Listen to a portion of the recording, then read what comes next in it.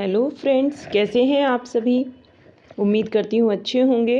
Friends, कल के video में हमने भक्ति काल पढ़ा था। भक्ति काल को कितने भागों में बांटा गया, हिंदी संत काव्य क्या है और संत शब्द की उत्पत्ति कहाँ से हुई है। फिर हमने इसमें रामानंद को पढ़ा था। आपने नोट्स हमारे साथ ही बना लिए होंगे। और आज हम पढ़ने वाले हैं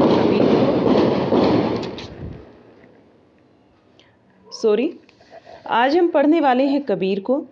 कबीर में हम सारी चीज़ें देखेंगे, इनका जन्म कहाँ हुआ और इनके विषय में, इनके माता पिता कौन थे, इनकी शिक्षा दीक्षा कैसे हुई, सभी चीज़ें हम इनकी देखने वाले हैं। तो चलिए वीडियो को स्टार्ट करते हैं और उम्मीद करते हैं आप अपने नोट्स भी हमारे साथ ही बना रहे होंगे। चलिए फ्रेंड्स, कबीर का जो समय माना जाता है ये 1398 से लेकर 1518 ईस्वी तक माना जाता है। कबीर शब्द अरबी भाषा से लिया गया है। ये याद रखना है कि कबीर किस भाषा का शब्द है, अरबी भाषा का शब्द है। कबीर का अर्थ है महान या फिर श्रेष्ठ। कबीर निर्गुण काव्य धारा के प्रवर्तक हैं। अगला पॉइंट है, कबीर संत काव्य के, संत परंपरा के प्रमुख कवि हैं, यानी कि संत काव्य धारा के प्रमुख कवि रहे हैं कबीरदास जी। कबीर का जन्म संवत 1455 ईस्वी, देखिए बेटा, संवत 1455 विक्रमी में माना जाता है। और अगर ईस्वी में आपसे पूछ लिया जाए तो 1398 ईस्वी, ठीक है। और अगर संवत में पूछा जाता है तो 1455 ईस्वी। काशी में स्वामी रामानंद का एक भक्त ब्राह्मण था। काशी में कौन था? स्वामी रामानंद जी का एक भक्त ब्राह्मण था, जिसकी विधवा कन्या को स्वामी जी ने पुत्रवती होने का आशीर्वाद दे दिया था। विधवा थी और पुत्रवती होने का आशीर्वाद मिल गया, तो पहले लोग लोक लज्जा को ज़्यादा मानते थे। वैसे ही उसका फल यह हुआ कि उसे एक बालक उत्पन्न हुआ, जिसे वह लहरतारा तालाब के पास फेंक आई थी। अली या फिर नीरू, जिसको हम बोल सकते हैं अली या नीरू, यानी कि कोई भी एक नाम आपको मिल सकता है। आप या तो नीरू बोल लीजिए या फिर अली बोल लीजिए। ये इनके पिताजी थे। तथा नीमा नाम के जुल्हाने उस बालक को उठाकर घर ले आए और फिर उसका पालन पोषण किया। बेटे, ये अली या फिर नीरू, यानी कि कुछ लोग इनको अली बोलते थे और कुछ लोग इनको बोलते थे नीरू। इनकी पत्नी का नाम था नीमा। ये एक जुल्हा परिवार था।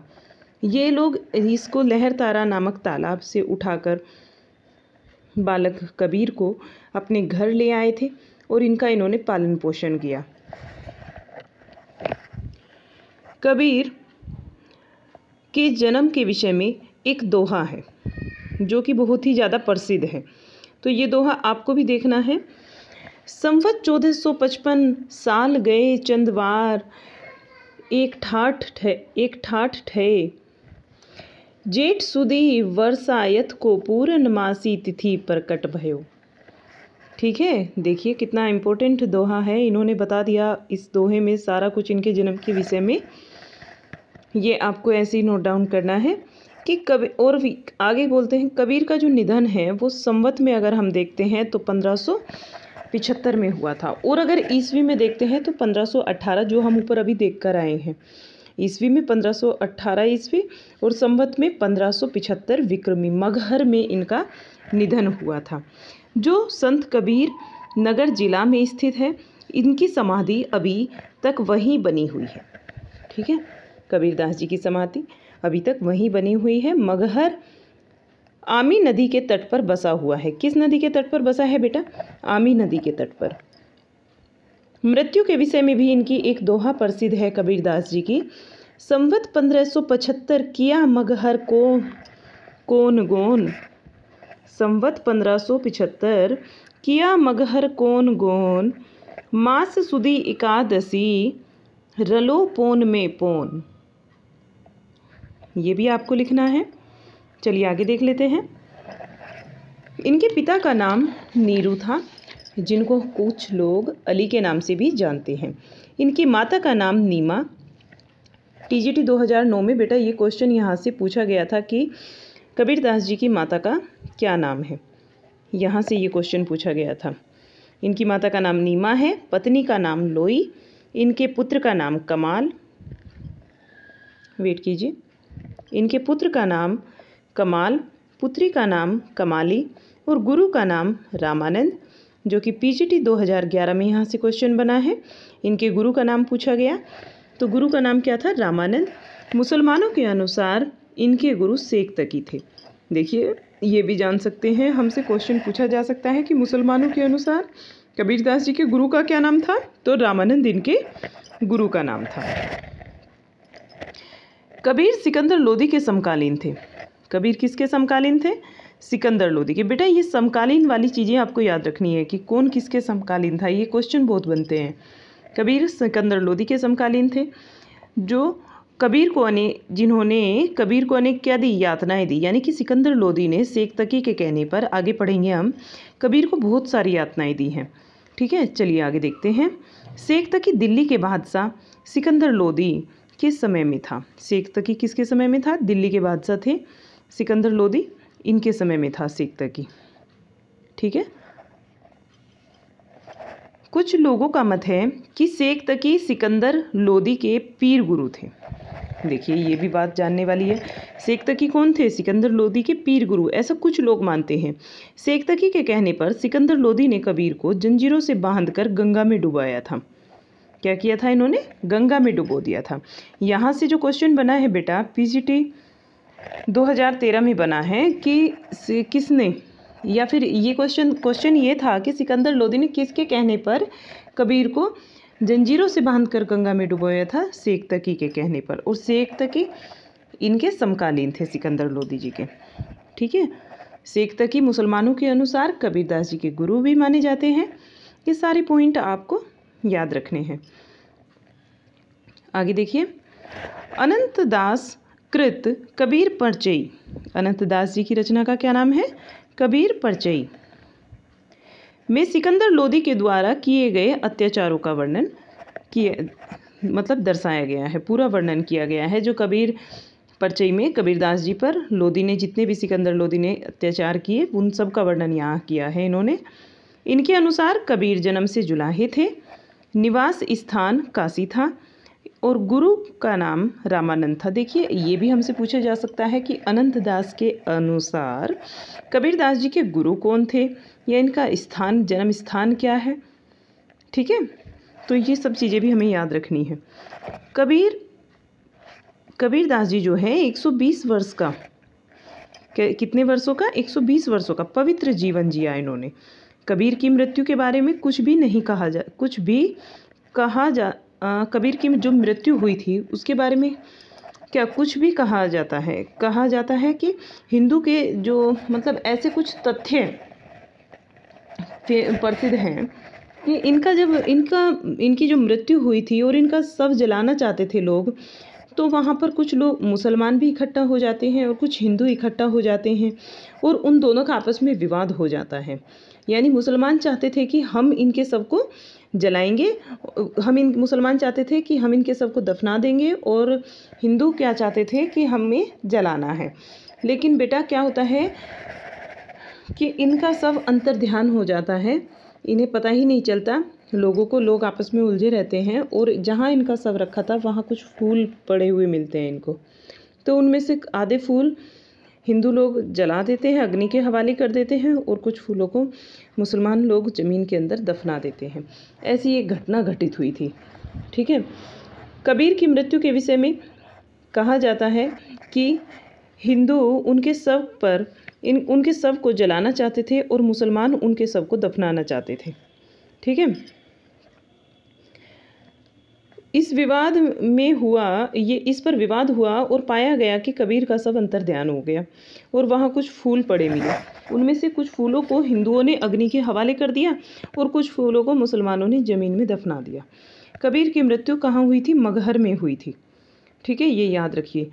कबीर की रचना जो है वो इनकी एक प्रसिद्ध रचना है बीजक, और बीजक को 3 भागों में बांटा गया है, साखी, सबद और रमैनी। साखी, सबद और रामायण। बीजक का संकलन किया था धर्मदास जी ने। धर्मदास कौन थे अब ये जान लीजिए। कबीर का वाणी संग्रह है उनके शिष्य, यहाँ पर आपको पता चला कौन थे, धर्मदास। धर्मदास जी जो हैं कबीरदास जी के शिष्य थे, ठीक है। धर्मदास ने ही बीजक के नाम से किया था इनकी वाणी का संग्रह, यानी कि कबीरदास जी खुद से नहीं लिखते थे, वाणी का संग्रह किया था बेटा।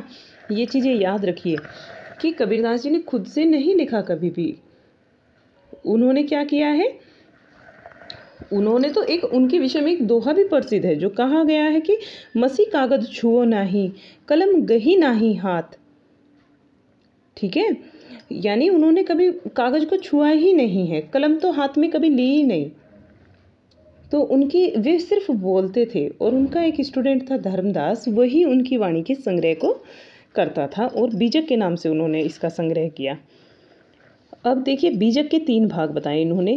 पहला है साखी, दूसरा सबद और तीसरा रामायणी। साखी में दोहे में है, सबद यह एक गे पद है, गे पद रचना है, गाने वाली है। रामायणी ये गाने के पद हैं इसमें भी। कबीर की रचनाएं इस अनुश्रुति का खंडन करती हैं कि वे पढ़े लिखे नहीं थे। मसी कागज छुओ नाही, कलम गहो नाही हाथ। कबीर ने अपने विषय में कहा ही है कि मैंने कागज को कभी नहीं छुआ और कलम को कभी हाथ में नहीं लिया। पीजीटी 2011 में ये क्वेश्चन बना है। इसका ये अभिप्राय है कि कबीर ने स्वयं अपने हाथ से कुछ नहीं लिखा। अपनी संत मंडली में प्रवचन वे करते रहते थे और उसी जगह साखी और सबद भी गाते रहते थे। उनके जिन्हें उनके शिष्य भी कंठस्थ कर लिया करते थे, जिन्हें क्या करते थे, इनके जो शिष्य थे वे कंठस्थ कर लिया करते थे। और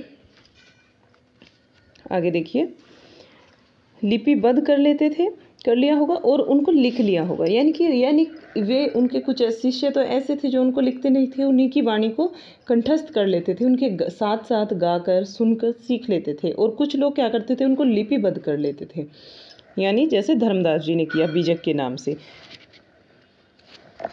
रिपोर्ट के संदर्भ में कुछ यानी कि इनके जो संदर्भ हुआ, इनके संदर्भ में रिपोर्ट के ग्रंथालय जो थे, पुस्तकालय, ग्रंथों की पुस्तकालय जो थे का विवरण कबीर में मिलता है कि कबीर के जो है 63 ग्रंथ मिलते हैं। कबीर के कितने ग्रंथों का उल्लेख किया गया है यहाँ पे, पुस्तकालयों में 63 ग्रंथ मिलते हैं इनके।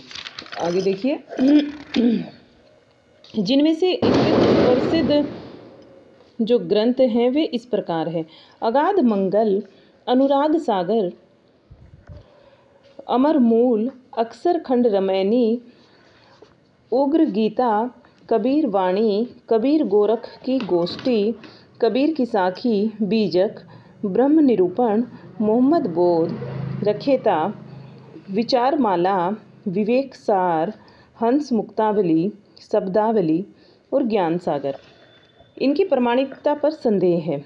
जैसे मोहम्मद बोध कबीर गोरख गोष्ठी को ले सकते हैं। और एक और इसमें है कि कबीरदास ना तो गोरखनाथ के समकालीन थे और ना ही वे मोहम्मद साहब पीर के समकालीन थे। फिर ये ग्रंथ कहाँ से साकार हो उठे, तो इन पर क्या है, इनकी प्रामाणिकता पर थोड़ा संदेह है। कबीर की जीवनी के संबंध में सामग्री निम्नलिखित है। श्री पीपावाणी, भागवत धर्मदास, कबीर गोरख गोष्ठ और कबीर चरितबोध, कबीर चरितबोध भक्तमाल और कबीर परचई जो कि अनंत दास जी की है, जिनके विषय में हम अभी पढ़ कर आए। उनका जन्म क्या बताया इन्होंने और इनके गुरु कौन बताए कबीर परचई में, ठीक है। और कबीर चरित ये मुकुंद दास की है। तो आगे देख लेते हैं बेटा, कबीर वाणी के संकलन करता। कुछ लोग ऐसे हैं जो इनके स्टूडेंट भी कहे जाते हैं, कुछ अलग भी हैं जो इनके स्टूडेंट नहीं हैं। जैसे धर्मदास जी इनके स्टूडेंट हुए कबीरदास जी के, तो इनके शिष्य थे वे। लेकिन कुछ अलग भी थे लोग जिन्होंने इनकी वाणी को, इनके जो शब्द थे उसका संग्रह किया है अपने, तो अपनी पुस्तकों में। देखिए कौन कौन सी कुछ पुस्तकें हम यहाँ पर देख लेते हैं जो बहुत ही ज़्यादा इम्पोर्टेंट है, इनका भी हम यहाँ अध्ययन कर लेते हैं। कबीर वाणी के संकलनकर्ता, कबीर की वाणी के संकलनकर्ता कौन कौन है? बीजक, बीजक धर्मदास जी की रचना है। कबीर ग्रंथावली श्याम सुंदर दास जी की रचना है। संत कबीर डॉक्टर राम कुमार वर्मा की है। कबीर आचार्य हजारी प्रसाद द्विवेदी जी की। कबीर वचनावली हरिओद की है। कबीर के पद क्षिति मोहन सेन की है। संत कबीर की साखी युगलानंद की है। कबीर एक नई दृष्टि डॉक्टर रघुवंश की है। कबीर साहित्य की परख, कबीर साहित्य की परख आचार्य परशुराम चतुर्वेदी की है। कबीर अकेला डॉक्टर रमेश चंद्र मिश्र की है। और कबीर दर्शन रामजी लाल की है। अब हम कबीर की भाषा को देख लेते हैं, कैसी भाषा थी इनकी। कबीरदास जी की भाषा के विषय में बहुत सारे तथ्य हैं, देखिए कौन कौन से हैं, आइए पढ़ते हैं। कबीर की भाषा को लेकर विद्वानों में मतभेद रहा है। कैसे? कुछ विद्वानों ने तो सुदुक्खड़ी माना है इनकी भाषा को। वे कौन थे? आचार्य रामचंद्र शुक्ल ने कबीर की भाषा को सदुक्खड़ी माना है। सदुक्खड़ी भाषा इसलिए कहा उन्होंने क्योंकि साधुओं की मिलीजुली भाषा है, जिसमें राजस्थानी, पंजाबी, खड़ी बोली, पूर्वी बोली इनका प्रयोग किया गया है। यानी कौन कौन सी भाषाएं हैं? पूर्वी बोली, खड़ी बोली, राजस्थानी और पंजाबी, इसलिए उन्होंने इसको सदुक्खड़ी कहा है। पंचमेल खिचड़ी, एक इनकी भाषा को पंचमेल खिचड़ी भी कहा। और डॉक्टर श्याम सुंदर दास जी ने कहा कबीर की भाषा को पंचमेल खिचड़ी। किसने कहा बेटा? श्याम सुंदर दास जी ने कहा है। और क्या कहा? पंचमेल खिचड़ी। आचार्य हजारी प्रसाद द्विवेदी जी कहते हैं कि कबीर की जो भाषा है, कबीर को वाणी का डिक्टेटर उन्होंने कहा कि ये तो वाणी के डिक्टेटर हैं। और ये वाला क्वेश्चन ना टीजीटी पीजीटी 2005 में और 2010 में पूछा गया है। ठीक है, ये इंपॉर्टेंट चीज़ें हैं। चलिए आगे देख लेते हैं। आचार्य रामचंद्र शुक्ल जी का मानना है कि कबीर ठोक पीट कर कवि हो गए हैं। यानी ये कथन किसका है? कबीर ठोक पीट कर कवि हो गए हैं, आचार्य रामचंद्र शुक्ल जी का कथन है। कबीर तो ठोक पीट कर कवि हो गए हैं। ये इंपॉर्टेंट कथन है बेटा, इसको आपको याद रखना है। आचार्य रामचंद्र शुक्ल कबीर को लोकभंजक कहते थे। कबीर को लोकभंजक किसने कहा? ऐसे करके क्वेश्चन बन सकता है। तो किसने कहा बेटे? आचार्य रामचंद्र शुक्ल ने। वहीं आचार्य हजारी प्रसाद द्विवेदी जी कबीर को अस्वीकार कर अपार साहस बताते हैं और एक युग प्रवर्तक के रूप में देखते हैं। ऐसा कहने वाले आचार्य हजारी प्रसाद द्विवेदी जी हैं। आचार्य हजारी प्रसाद द्विवेदी जी ने लिखा है कि पूरे हिंदी साहित्य में कबीर जैसा व्यक्तित्व लेकर कोई लेखक पैदा नहीं हुआ है। ये कथन भी इम्पोर्टेंट है। परशुराम चतुर्वेदी कबीर को स्वतंत्र विचारक मानते हैं। कैसा विचारक मानते हैं? स्वतंत्र विचारक मानते हैं। तो ये क्वेश्चन भी बन सकता है कि स्वतंत्र विचारक किसने माना? परशुराम चतुर्वेदी जी ने माना। इनकी भाषा के लिए हमने एक बॉक्स बनाकर यहाँ पर नोट कर लिया, जिससे कि इजीली ये हमारे याद हो जाए। रामचंद्र शुक्ल ने इनकी भाषा को सदुक्खड़ी कहा। श्याम सुंदर दास जी ने पंचमेल खिचड़ी माना है। और आचार्य हजारी प्रसाद द्विवेदी जी ने इनकी भाषा को इन्हें वाणी का डिक्टेटर कहा है। आगे देखते हैं। डॉक्टर धर्मदास जो धर्मवीर थे, डॉक्टर धर्मवीर कबीर के दलित आलोचक हैं। इन्होंने कबीर पर एक किताब लिखी, कबीर भी, बाज भी, कपोत भी, पपीहा भी। इस पुस्तक का नाम है ये कबीर भी, बाज भी, कपोत भी और पपीहा भी। ये डॉक्टर धर्मवीर की है। और पीजीटी 2010 में ये क्वेश्चन पूछा गया कि ये पुस्तक किसकी है।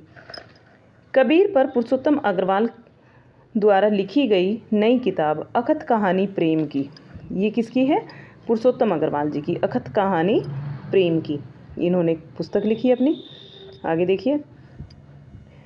कबीर ने स्वतः कहा है, अपने आप से क्या कहा उन्होंने? तुम जिन जानो गीत है यह निज ब्रह्म विचार, पथ भ्रष्ट को मार्ग पर लाना ही कबीर का प्रधान लक्ष्य रहा है।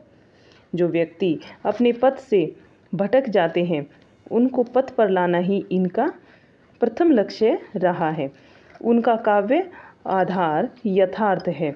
कबीर ने स्पष्ट रूप से कहा है, मैं कहता हूँ आँखिन देखी और तू कहता कागद की लेखी। ये कबीर के अपने वाक्य हैं। कबीर घुमक्कड़ थे, राम के उपासक थे, पर इनके राम दशरथ पुत्र ना होकर निराकार ब्रह्मा का प्रतीक थे। तो यहाँ से तो क्वेश्चन बहुत बार बनता है कि कबीर के राम कैसे थे। दशरथ के पुत्र ना होकर, दशरथ के पुत्र राम नहीं थे, वे निराकार ब्रह्मा का स्वरूप था। कबीर ने ज्ञान मार्ग को हिंदू शास्त्रों से ग्रहण किया है। ज्ञान के मार्ग को कहाँ से लिया? हिंदू शास्त्रों से ग्रहण किया है। और वैष्णव संप्रदाय से अहिंसा का मूल मंत्र इन्होंने ग्रहण किया, कबीरदास जी ने। कबीर समन्वयवादी थे। इन्होंने हिंदू और मुसलमान दोनों में समानता और बंधुता लाने का प्रयास किया है। इसी प्रयास में इन्होंने हिंदू मुसलमान दोनों में प्रचलित आडंबरों और कुप्रथाओं का विरोध किया है। सांसारिक चक्र में पड़े दुखी प्राणियों को देखकर कबीर का हृदय करुणा से भर उठता था। वे मानते थे कि बिन गुरु ज्ञान के संसार रूपी सागर को पार करना कठिन कार्य है। बिना गुरु के ज्ञान के संसार रूपी जो सागर है, इसको पार करना बहुत ज़्यादा कठिन है, पार ही नहीं किया जा सकता। गुरु ही हमें इसे पार करने का रास्ता बताता है। इसलिए कबीर ने गुरु को ईश्वर से भी अधिक महत्व देकर श्रेष्ठ सिद्ध किया है। इनकी इस विषय में एक बहुत ही फेमस पंक्ति है, इसको भी हम देख लेते हैं। गुरु गोविंद दो खड़े काके लागू पाए, बलिहारी गुरु आपने गोविंद दियो बताए। कबीर निर्गुण निराकार के उपासक थे। कबीर किसके उपासक थे? निर्गुण निराकार ब्रह्मा के उपासक थे। कबीर की उलटबासियों पर सिद्धों व नाथों का प्रभाव है। कबीर में ज्ञानमार्गी की जगह, ज्ञानमार्गी की जहाँ तक बातें हैं वे सब हिंदू शास्त्रों की ही हैं, जिनका संचय इन्होंने रामानंद जी के उपदेशों से किया है। वैष्णव संप्रदाय से कबीर ने अहिंसा का तत्व लिया है। सूफियों के सत्संग से प्रेम तत्व को इन्होंने लिया है। सूफियों के सत्संग से कबीर ने प्रेम तत्व को ग्रहण किया है। और उलटबासियाँ भी इनकी बहुत ही ज़्यादा प्रसिद्ध हैं। इनकी कुछ उलटबासियाँ देखते हैं। उलटबासियों के विषय में क्या कहा गया है? जो कुछ लोग लोक में विश्वसनीय तरीके से कहा जाता है, उसे उलट कर कहना ही उलटबासी है। यानी उसे उल्टे तरीके से कहना ही उलटबासी है। लोक में कहा जाता है सिंह ने गाय को मार डाला, और कबीर कहेंगे गाय ने सिंह को मार डाला। ये उलटबासी हुई, उल्टा बोल दिया इसको, तो उलटबासी। कबीर की पंक्ति देख लेते हैं। गायन नहार खाई, गायन नहार खाइयो, हिरन खाइयो चीता, मूस तो मजार खाइयो, सियार खाइयो स्वान। संतो अचरज एक भो भरी, पुत्र धरल महतारी। उलटबासी अकथ कथा है। उलटबासी क्या है? अकथ कथा है। अचरज और विसंगतियों से भरी हुई है। अगला पॉइंट देखते हैं।